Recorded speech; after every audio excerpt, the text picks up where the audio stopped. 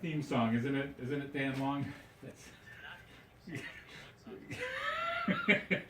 That's our friend, our late friend Frank Derone, who I knew a bit, and I think his wife Joan Derone is listening. Absolutely, tonight. his Joni. Joni. Yeah. So thank you for listening to the show. And Frank, Frank always had style. I mean, Exactly. I was telling you before the show. I mean, back in my days when I hung out at the Old Town Ale House, Frank could be there, and he'd have that style at 3 a.m. Pocket square, Yeah. great, Tattersall.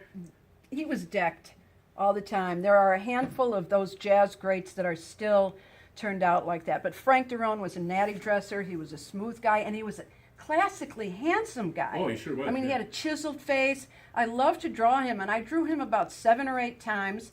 And I came up with this great portrait of him where when I use these suede board things that I draw on, I don't even know. It's so dark in the club, I just use colors that are going to show up. So I come back home and I look and I turn on the light on my stove and I see what I've done. And there's right. Frank Derone in yellow, green, orange, blue, purple, and his sidemen. But he was always a gent, and he always played the most smooth, suave music.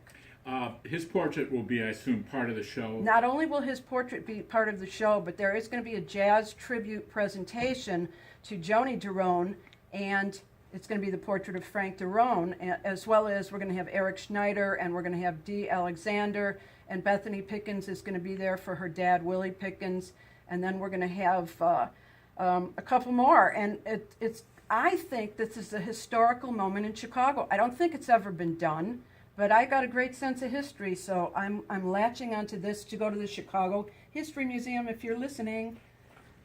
And this is October 7th at the Ken Hurdy Gallery, 760 North Milwaukee Avenue. What time does it start? It's going to start from 1 to 6. It's going to be 1 to 6. The tribute's supposed to be at 2, but we figure it'll start at 3. But there's going to be live music. We're going to have Hinda Hoffman and Dennis Carroll are going to play the opening, and Ava Logan's going to play the closing. So both these events are going to be hot tickets. Now, this is radio, so we can't show the Frank Derone portrait, but I want to kind of deconstruct it. I'm looking at a copy here. He's at the Green Mill.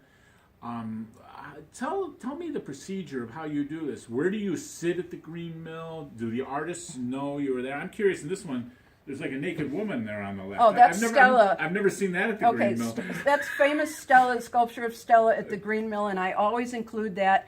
And I that's always, a sculpture. Yeah, it's a sculpture, okay. and then they have a picture of Von Freeman next to it, and I always try and draw that too. But I have to sit as dead center as I can possibly be, or off a little bit to the side. If it's a pianist, I like to see where the hands are, but if it's a crooner, I want to get close to the mic. And Frank just took up the whole picture everywhere he was. So I used a lot of line work with Frank Derone, and I think I used some markers with Frank Derone, and I used all kinds of colors. But Frank was always dead center. I also use that scratch technique of you just take a piece of black paper and you scratch into it and it's got a color underneath. So I got the essential lines of his face that way. And I like working that way because you can't take time. When I'm working with these crayons and stuff, sometimes I go over and over that face trying to capture it. But once I get it home and I know it's the thing, I'll go back with all those crayons with my arsenal. It's like an arsenal. And I'll bring out the features, etc. And then they get scanned and turned into these giant G-clay prints. Giant, how big? 3-4 feet. Uh-huh. So that's a trip and a half just to see that what I've done from the initial sketch to the going home and working on it to having it scanned and working on the final print is really 3 or 4 iterations. And that's part of the reason I'm having this show is because they're big scale, they're colorful, they're dynamic, and they knock me out. I never saw them like that. Roughly when did you do Derone? I did Derone, I did Derone right before he passed away. When was that? He passed away in '83. No. In 2013. Yeah, in 2013. Yeah, right. His last gig was at the Auditorium Theater, where he was one of Chicago's greats. And nobody knows, but he was very, very deathly ill when he came to do that. It was Barb Bailey's performance, and he rallied. And that's why I'm having this show. These guys just rally. Now, Willie Pickens was at Lincoln Center practicing when he died. I mean, he would always practice, and there he was at Lincoln Center, ready to go on, had his massive heart attack or stroke, and no more. So I honor all of these guys. And the procedure. So do the artists know you're there? Yeah, they know. Do some don't? Yeah, they know, because I always go up to them for a signature, and I'm trying to be mindful and wait off to the sides. And usually everybody signs. There's only a couple people who haven't signed. And the most wonderful people of all was the Preservation Hall Jazz Band. I went behind the scenes with them, and I asked them for a pop, and we got into the pop and soda discussion, Chicago and the South. And I started singing Rockin' My Soul in the Bosom of Abraham, and they all joined in. So I love those Who guys. hasn't signed? Oh, who hasn't signed? Oh. You seem like a straight shooter. I think you told me. Yeah.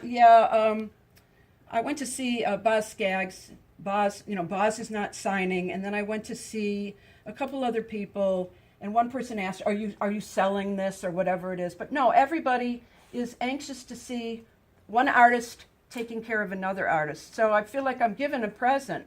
And actually, I do give them a drawing. You do give them a drawing? I do. Right after.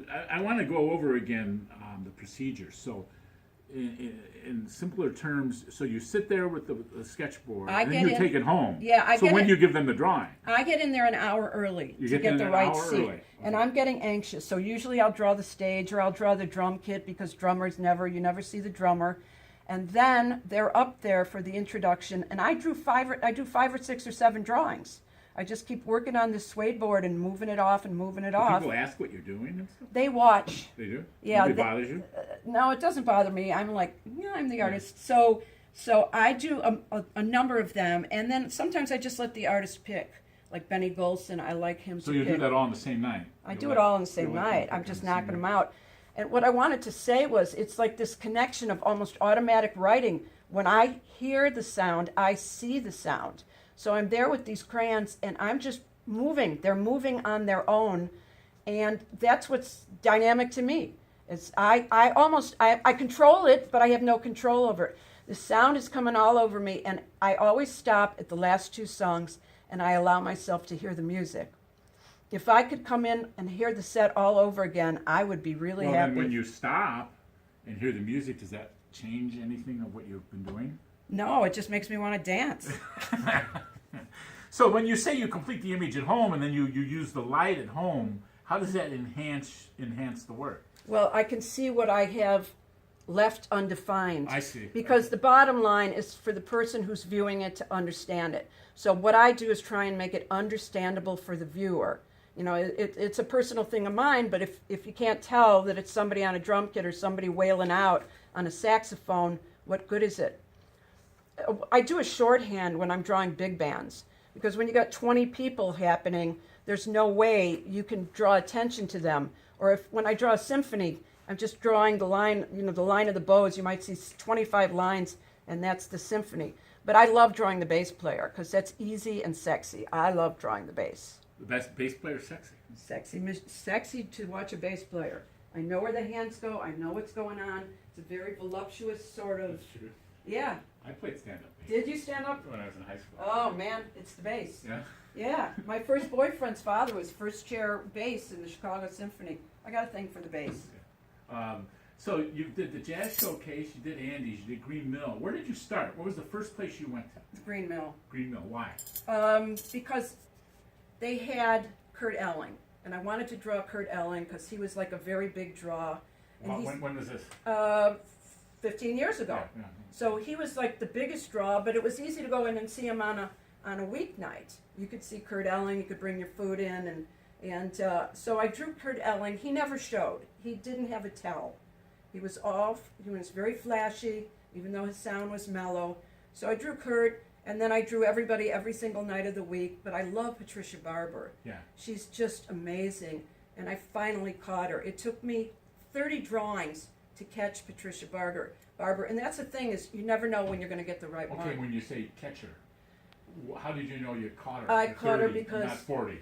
I caught her because I could see the essence of the line of her face.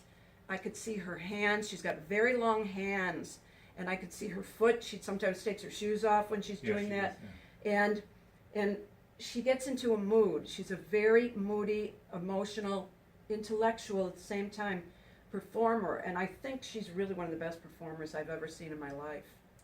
Is there a rhythm? I mean, is there a rhythm to your work? A rhythm to your sketching that relates to the sound of the music? Well, there's a rhythm that relates to the style that I draw in. Yeah. I mean, if it's swinging and it's something like maybe a huge big band, or if it's a huge, I like Latin music. Yeah. So if there's like 12 pieces out there and the congas are going, I'm just absolutely diving in to capture that. And I did Chevrolet with. I remember them. Yeah, Chevrolet were great. They were like a Zydeco band. Latin, they were very Latin too. They were Latin too. Yeah, there was a guy named Ocasio on Yeah, the right. drums. Yeah, so here's something I do before I draw anybody. On the flip side of all my boards, I write the place I'm drawing, the people who are going on, and the date and the year. And if I don't use that board again, I cross it out and then I use it for another thing. So I have to relate back to who I saw, because I drew hundreds of people. We're going to take a break. We're going to come back, and we're going to talk a little about your roots, how you got into this. Okay. And the time we have left, I also want to talk about, I like your McCoy Tyner piece. Thank you. So we'll talk about that. So don't Thank go you, thank away you. on